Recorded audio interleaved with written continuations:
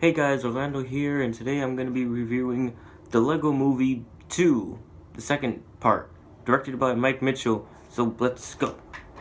Alright, so this movie takes place 5 years after the first one. You know how the first one ends, with those cute alien Lego people coming down, and then this movie takes place 5 years after that happened in a post-apocalyptic wasteland.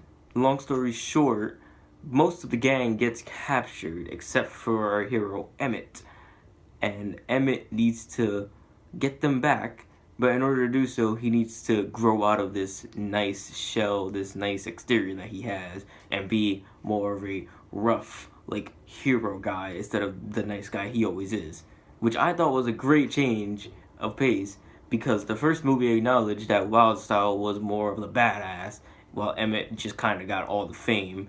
And I like that this movie pointed that out and went out of its way to show that Emmett is going through these changes, that he's becoming more of his own person and just a stronger hero in general. Even though it's not directed by the first two people, the comedy in this movie is really, really good still. I'm surprised that it's not resorting to like fart jokes or anything at this point. It's just like, it's actual jokes that make sense within the context of the story, and I really appreciate that, especially in children's movies. Going into this movie, I was really scared about the animation. I didn't really watch that many trailers, I just knew I was going to watch it because I enjoyed the first one, so I just went into this movie as blind as I could. I was really scared that the animation was going to be like, I thought it was going to have less effort put in than the first one. Thank God I was wrong, because the animation looks way better than that first one. Like, it still has that flair to it, like, you could still, I don't know, it still looks like it's the same, but obviously you can tell that they worked on it even more. Like, you can still tell it's animation, but even more does it look like it's just real life Legos in stop motion, which I heard some people talking after the movie saying that it was stop motion. That just shows how good the animation was.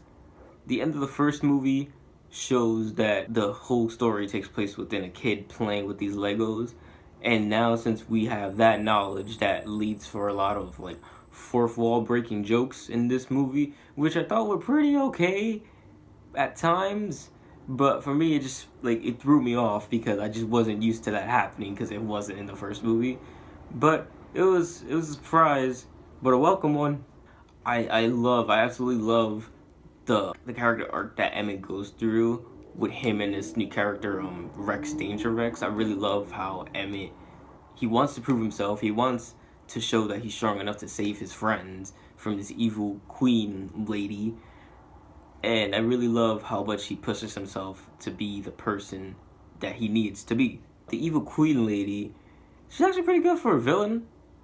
Like, good written, I mean. Like, she's given enough screen time where I didn't feel like she was just, like, lurking in the shadows as opposed to other villains in, like, let's say, like, Marvel movies. Yeah, I'm looking at you, Caecilius. However, there is this twist at the end, which I kind of saw coming, but yeah.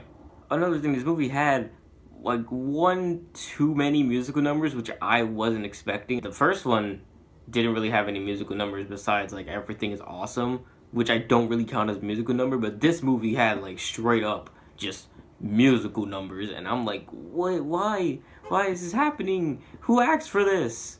But at the core of this movie, it's not just a movie just for the fun of it. It shows us like a real life situation that we all go through as we're growing up. And I love the theme of this movie and the message that it sends out, and it really just made the whole film feel whole for me.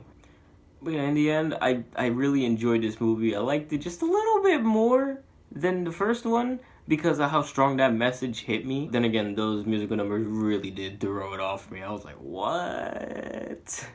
I give the Lego Movie 2 second part 8.5 out of 10. Yeah, you thought I was gonna say 8, but it was a 0.5. Told you not all of them was gonna be 8. Shh. I know this review was like really early. The movie doesn't come out till like a week because I went to one of these early access screenings over here in New York that they had, and I was able to see the movie.